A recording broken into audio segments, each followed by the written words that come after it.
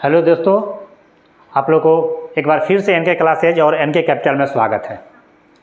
आज हम करने वाले हैं 12 क्लास का पॉलिटिकल साइंस लेसन 1, जिसका नाम है राष्ट्र निर्माण की चुनौतियाँ। आज हम इसका VVI ऑब्जेक्टिव देखेंगे, जो संभावित पीछे के प्रश्नों में, पीछे वाले एग्जामों में इस प्रश्न को पूछा गया था। वैसे प्रश्नों को आज हम देखेंगे। आज हम 50 क्वेश्चन लेके आए हैं। चलिए बिना देर करते हुए हम आगे की ओर बढ़ रहे हैं और प्रश्न संख्या पहला से शुरुआत कर रहे हैं।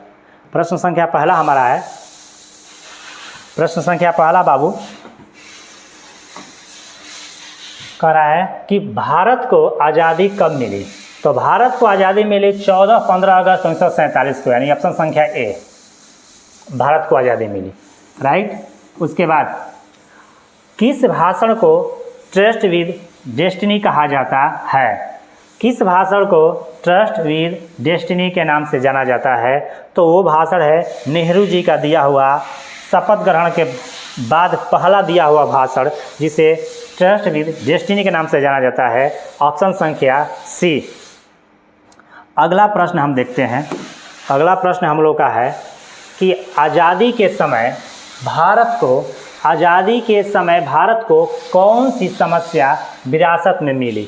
तो आज़ादी के समय भारत को बहुत सारी समस्याएं विरासत में मिली, जिसमें से मुख्य था विभाजन और विस्थापन, यानी ऑप्शन संख्या बी। अगला पॉइंट, भारत के विभाजन का आधार क्या था। तो भारत का विभाजन का आधार था धर्म, यानी धर्म के आधार पर भारत को विभाजन किया गया था।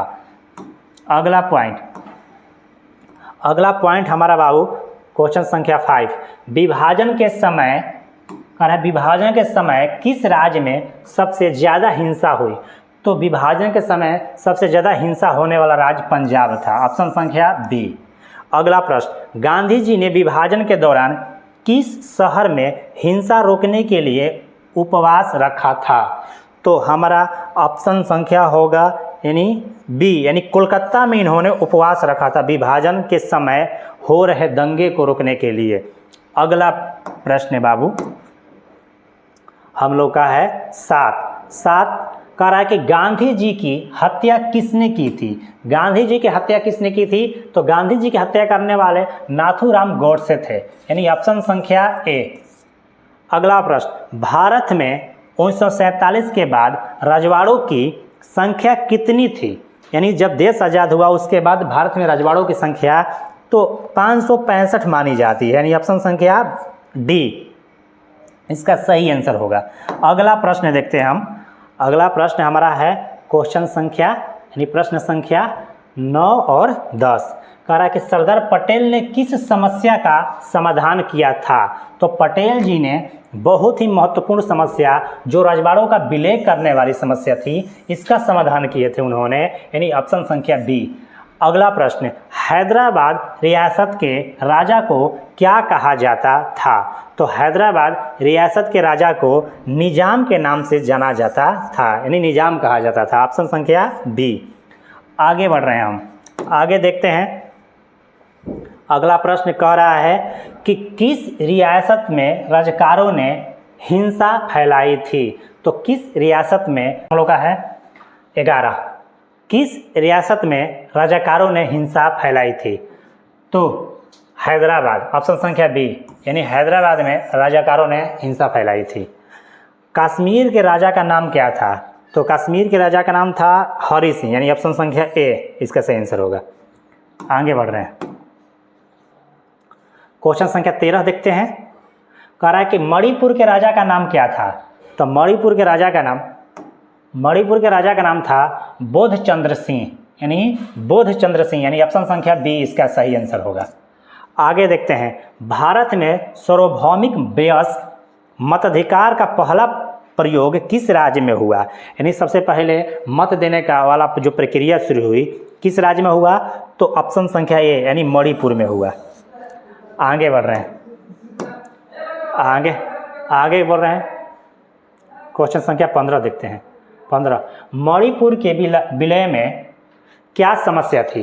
मणिपुर के विलय में क्या समस्या थी? तो मणिपुर के विलय में जनता के विरोध वाली समस्या थी, यानी ऑप्शन संख्या हमारा ए इसका सही आंसर होगा कि जनता के विरोध का समस्या थी। अगला पॉइंट 16 नंबर, राज्य पुनर्गठन आयोग कब बना था? राज्य पुनर्आयोग गठन कब बना था? तो ये बना था 1953 में। राज्य पुनर्आयोग गठन कब बना था? 1953 में, यानी ऑप्शन संख्या बी का है सही है। अगला प्रश्न देखते हैं हम। अगला प्रश्न हमारा है बाबू, कह रहा है कि भाषा के आधार पर बना पहला राज्य। भारत में भाषा के आधार पर जो पहला राज्य बना था वो कौन सा? तो है आंध्र प्रदेश। कौन सा राज्य? आंध्र प्रदेश राज्य भाषा के आधार पर सबसे पहला, यानी ऑप्शन संख्या बी। अगला प्रश्न, पोटिश्री रामूल किस राज्य की मांग को लेकर भूख हड़ताल पर बैठे थे? तो ये है भैया, इनका आंसर होगा आंध्र प्रदेश को लेकर, ऑप्शन संख्या सी।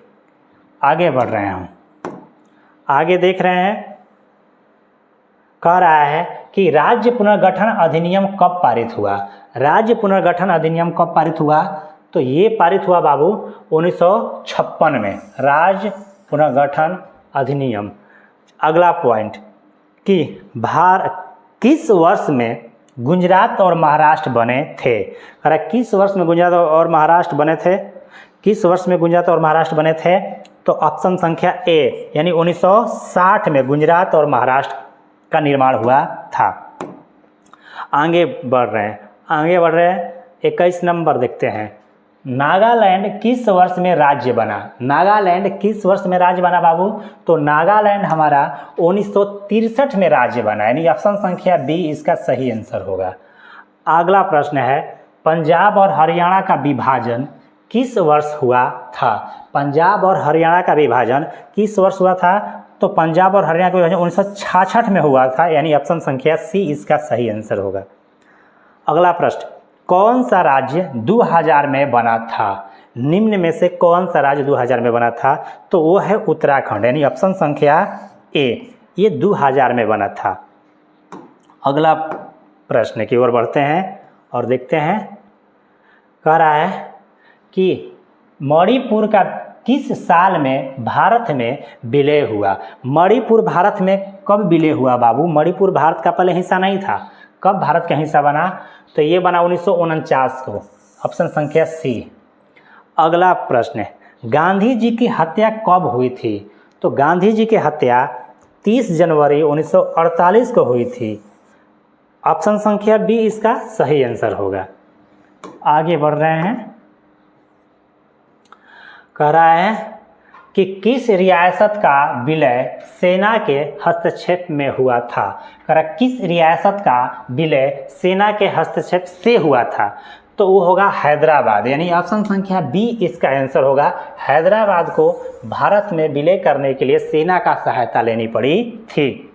अगला प्रश्न, हैदराबाद रियासत के विलय में किस संगठन का विरोध था? यानी हैदराबाद को भारत में मिलने से कौन सा संगठन बीच का रोड़ा बन रहा था? कौन इसे रोक रहा था? तो है राजाकार। राजाकार हैदराबाद का एक अपनी प्राइवेट सेना थी, यानी हैदराबाद की यूँ कहे तो अपनी सेना थी जो हैदराबाद को भारत में मिलने से रोक रही थी। आगे बढ़ रहे हैं और आगे देखते हैं, किस राज्य का गठन 1963 में हुआ था? निम्न में से किस राज्य का गठन 1963 में हुआ था? तो वो था नागालैंड। नागालैंड का गठन 1963 में हुआ था, ऑप्शन संख्या ए। अगला प्रश्न, 1966 में पंजाब का विभाजन कर किस राज्य का निर्माण किया गया था? मैंने किस राज्य का निर्माण हुआ? तो वो है हरियाणा, यानी पंजाब से हरियाणा टूटकर 1966 में अलग राज्य बन गया।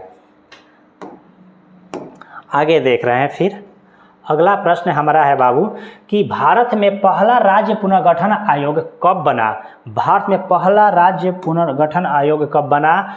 तो 1953 में बना, ऑप्शन संख्या बी। अगला प्रश्न, तेलंगाना राज्य का निर्माण किस वर्ष हुआ था? तो तेलंगाना राज्य का निर्माण 2014 में हुआ। तेलंगाना राज्य का निर्माण 2014 में हुआ, ऑप्शन संख्या डी। आगे पढ़ रहे हैं, चलिए आगे हम देखते हैं बाबू कि सरदार वल्लभ भाई पटेल को किस नाम से जाना जाता है? तो सरदार वल्लभ भाई पटेल को भारत के लौह पुरुष के नाम से जाना जाता है। राइट। अगला प्रश्न, सबसे पहले किस राज्य ने अपने राज्य को आज़ाद रखने का ऐलान किया था? तो सबसे पहले त्रावणकोर ने अपने राज्य को आज़ाद रखने का ऐलान किया था। ऑप्शन संख्या ए। आगे बढ़ रहे हैं, अगला प्रश्न देखते हैं। प्रश्न संख्या 34, भारतीय सेना ने किस रियासत के खिलाफ 1948 में सैन्य कार्रवाई की? तो वो है भैया सैन्य कार्रवाई करने वाला हैदराबाद। यहाँ पर सेना के सहायता से भारत में हैदराबाद को मिलाया गया था। ऑप्शन संख्या ए इसका आंसर होगा। अगला, भारत में सबसे पहले सार्वभौमिक वयस्क मताधिकार का प्रयोग कहाँ किया गया था? तो ये मणिपुर में। ऑप्शन संख्या ए। आगे बढ़ रहे हैं, कह रहा है कि 1947 के बाद किस राज्य ने अपने स्वतंत्र रहने का दावा किया था?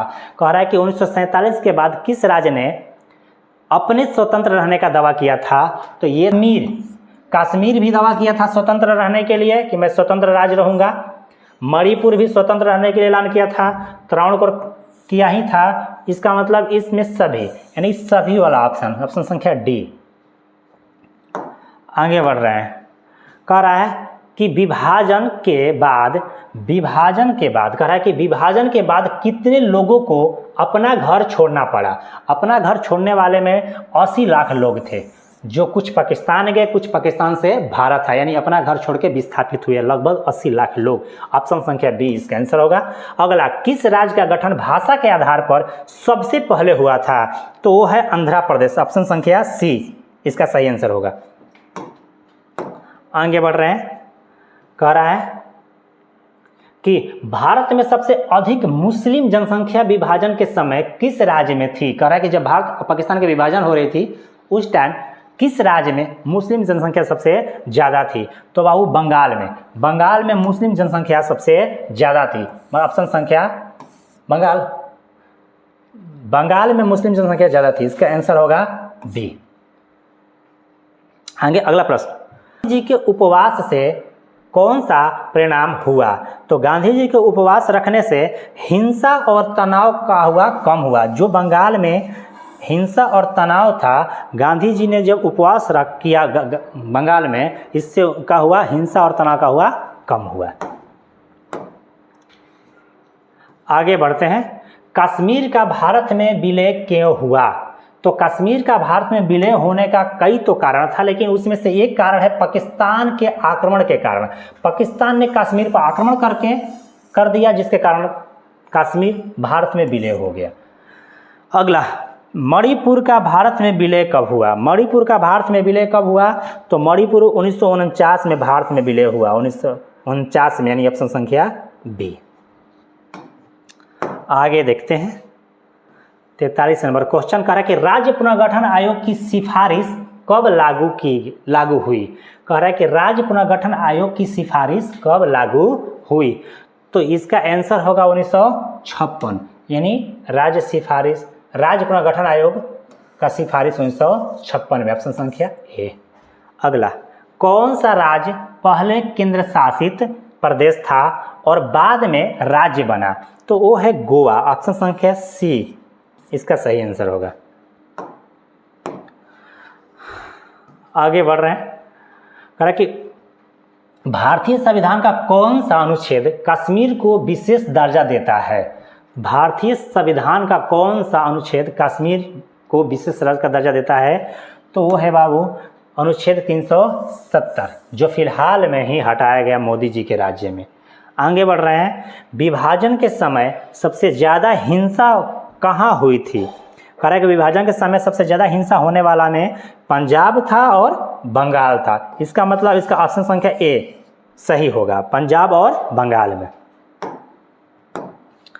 आगे बढ़ रहे हैं, देखते हैं, गांधी जी ने विभाजन के समय किसके खिलाफ उपवास किया था? गांधी जी ने विभाजन के समय निम्न में से किसके खिलाफ उपवास किया था? तो वो है सांप्रदायिक हिंसा के खिलाफ। इनका उपवास जो था सांप्रदायिक हिंसा के खिलाफ था। अगला प्रश्न, कश्मीर के राजा का नाम क्या था? तो कश्मीर के राजा का नाम था राजा हरि सिंह, यानी ऑप्शन संख्या ए इसका सही आंसर होगा। आगे बढ़ रहे हैं। विभाजन के समय कितने लोग मारे गए थे? चलिए, एक प्रश्न था विभाजन के समय कितने लोग विस्थापित हुए थे, ये दूसरा प्रश्न है कितने लोग मारे गए थे। तो विभाजन के समय मारे गए लोगों की आंकड़ा लगभग 5 लाख से 10 लाख बाबू, ऑप्शन संख्या ए, इतने लोग मारे गए थे आज़ादी के समय। कह रहा है कि किस रियासत के विलय के समय राजा ने आत्मसमर्पण किया? तो वो है हैदराबाद का निजाम, यानी हैदराबाद के राजा ने आत्मसमर्पण किया, ऑप्शन संख्या ए। अगर आप लोगों को ये ऑब्जेक्टिव क्वेश्चन पसंद आया हो या अच्छा लगा हो या आप लोग का काम का हो एग्ज़ाम के ध्येय से, तो आप लोग इसे लाइक और सब्सक्राइब करिए। और अगर आप लोग को इसके अलावा अगर किसी और विषय में आप लोग को ऑब्जेक्टिव क्वेश्चन चाहिए तो आप कमेंट करके मुझे बता सकते हैं, हम उसके ऊपर भी आप लोग को ऑब्जेक्टिव क्वेश्चन बनाकर डालूंगा। वरना हम विषय वाइज, चैप्टर वाइज आप लोगों को ऑब्जेक्टिव क्वेश्चन बनाकर डालता रहूँगा। तब तक के लिए जय हिंद, जय भारत।